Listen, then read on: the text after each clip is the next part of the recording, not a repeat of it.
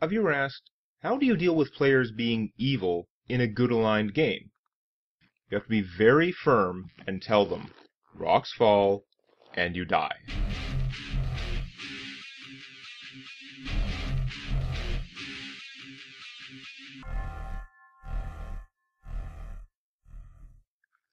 So you are setting up a campaign for good characters. Maybe neutral, as long as they're Han Solo neutral and not like Deadpool neutral.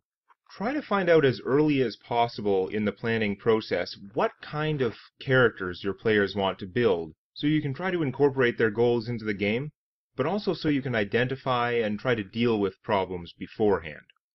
In this case, one of them is dead set on playing a necromancer, marching around town with an entourage of undead minions. In your books, that would be evil and would totally mess with the story and everything your heroic party is trying to do. Whether you catch this in the planning phase, or the game has been going on for a while before it starts to become a problem, the first thing I would do is ask them what makes being a necromancer so attractive. In essence, you want to find out where the fun is for that player. Is it that they love the idea of having a bunch of mindless minions to do their bidding? You may be able to come up with a non-evil flavor for it, possibly even using the same class. Maybe he uses opposite undead, his abilities giving form to the spirits of the departed who seek justice. Or maybe he conjures a kind of elemental spirits, whose stats are suspiciously similar to skeletons and zombies. Is it that the player really wants to play that dark anti-hero archetype? Dark anti-hero type. There could be any number of ways to represent this with his abilities and his backstory.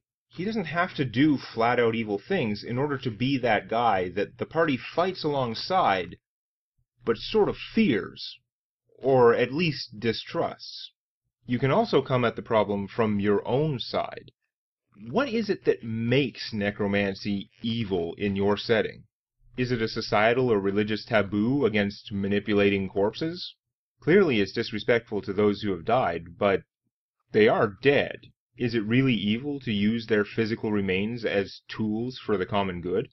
Because those taboos mean the necromancer could attract a lot of trouble, and the party may have to work around it in order to work with him. But if that doesn't make your story collapse, it might be an interesting challenge. Or is creating undead monsters truly an abomination as laid down by the gods or the rules of your universe? Advance to hell. Do not pass go. And if that is the case, but it conflicts with what your player wants to get out of the game, you have to ask yourself, does it have to be this way? How fundamental to your campaign is the concept that undead equals evil? And would everything still work if you downgrade it to that taboo thing? They say the first rule of improv is to avoid saying no. Instead, try to say yes and, or yes but. Role-playing and RPGs are very similar this way. As GM, you do have to say no sometimes. But for stuff like this, two reasonable people should be able to come up with a compromise and build a great story together. Of course, I did skip over one other possibility. Is the fun for this player the evil itself? Like they want to RP causing pain to other creatures, and not caring about civilian casualties, or being a true monster barely restrained. If that's the case, but they are reasonable, there may still be room for compromise. What if their character was a balls-to-the-wall evil monster, but some god or other powerful being conscripted them to a cause using some kind of powerful GS-type ability?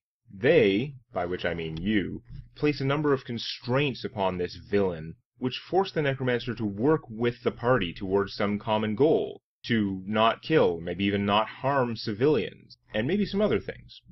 Some players would find that a really cool opportunity to roleplay, maybe have some character growth, while the restrictions keep them in line most of the time, so the story can progress. However, in the end, some people are just dicks, or at least very, very stubborn. They refuse to take the game seriously, or refuse to be a team player, or just want to cause trouble. In the end, if you've tried everything you can think of, that should include talking to the other players, see what they think. Maybe the whole group would prefer a different kind of game than what you had in mind.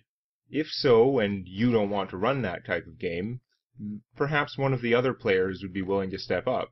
Or maybe the other players really want to play your style of game, and perhaps they can help you convince the necromancer to meet you halfway. Ultimately, you try, and if the group can't make it work, that person might have to find another group. It really shouldn't come to that, though. I hope some bit of this helps you to find your own way through the problem. Do you have a question about running an RPG campaign, or anything else? I'm not really an expert, but if people keep asking, I may just take a stab at it. And check out the drama, humor, and ongoing illustrated story of Tales from My D&D Campaign. Please click the like button, though there may be a small chance of lycanthropy. Just make sure the only animals around are good ones. You don't want to become like a were-toad or were-gerbil or something.